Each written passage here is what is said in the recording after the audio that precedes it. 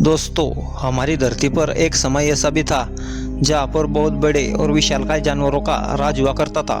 जिस धरती पर आज हम बड़े आराम से रहते, वहाँ पर विशालकाय जानवरों की चीखें गूंजती थी। और वो जानवर कोई और नहीं बल्कि डायनासोर थे। उस समय हम इंसानों का कोई नामो निशान तक नहीं था। इन दैत्याकार जीवों ने हमारी इस धरती पर करीब 14 करोड़ सालों तक राज किया। फिर बाद में ऐसा क्या हुआ कि इन डायनासोरों को अपनी जान से हाथ धोना पड़ा। आखिर ऐसी कौन सी घटना थी जिसने धरती से डायनासोरों के पूरे प्रजाति का ही विनाश कर दिया। दोस्तों, ये सब जानने के लिए हमें करीब 6 करोड़ 50 लाख साल पहले जाना होगा। आज से करीब 6 करोड़ 50 लाख साल पहले हमारी धरती पर वातावरण बिल्कुल खुशनुमा था। चारों ओर हरियाली हरियाली थी। ज़मीन, पानी, हवा सब कुछ था। और इस खूबसूरत वातावरण में डायनासोर अपनी खुशहाल जिंदगी बिता रहे थे। डायनासोर उस समय के बड़े ही विशालकाय जीव हुआ करते थे। करीब 14 करोड़ सालों से ये डायनासोर इसी धरती पर राज कर रहे थे। इन डायनासोरों को इस बात का बिल्कुल भी अंदेशा नहीं था कि वे एक भयंकर तबाही का शिकार होने वाले। उस समय एक 10 किलोमीटर डायमीटर वाला एस्टेरॉइड हमारी धरती की ओर बढ़ रहा था। और यह एस्टेरॉइड हमारे सौरमंडल के बाहरी हिस्से से आया था। यह एस्टेरॉइड पृथ्वी के गुरुत्वाकर्षण क्षेत्र में आते ही उसकी स्पीड और ज़्यादा तेज हो जाती है।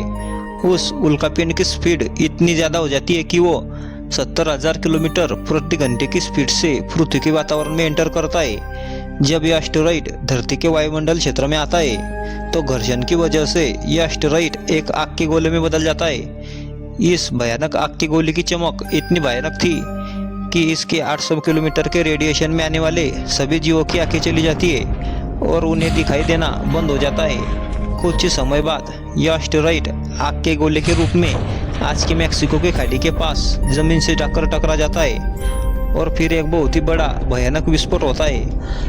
यह विस्फोट इतना बड़ा होता है कि आज के करीब 3000 हाइड्रोजन बमों के विस्फोट के बराबर होता है।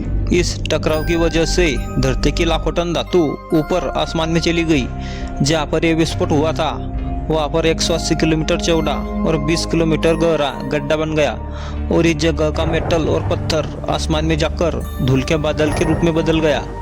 इस विस्फोट की वजह से भूकंप की तरंगे धरती के क्रस्ट में कई किलोमीटर गहराई तक चली गई। इस वजह से समुद्र में विशालकाय लहरें उठने लगी और चारों ओर से धरती पर भयंकर सुनामी आ गई।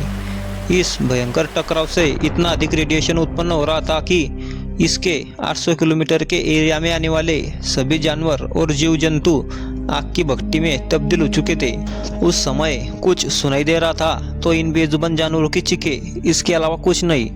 इन महाविनाश में कुछ उड़ने वाले डायनासोरों ने तो अपने आप को बचा लिया था, लेकिन बाद में इस महाविस्फोट की वजह से लाखों टन मेटल, पत्थर और धूल अंतरिक्ष में गए थे।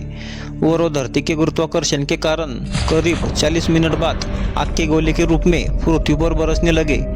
इसकी वजह से उड़ने वाले डायनासोर भी इस भयंकर विनाश से अपने आप को नहीं बचा पाए।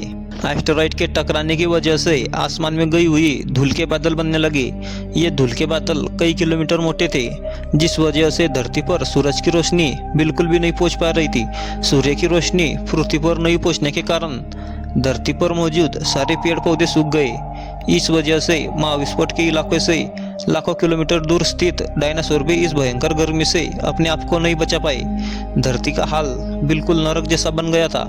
कुछ समय पहले जहाँ पर एक हंसती खिलती जिंदगी थी, कुछ ही समय बाद वो शमशान घाट में बदल गई। इस भयंकर महाविस्फोट से पृथ्वी पर मौजूद लगभग 90% जीवों का खात्मा हो चुका था।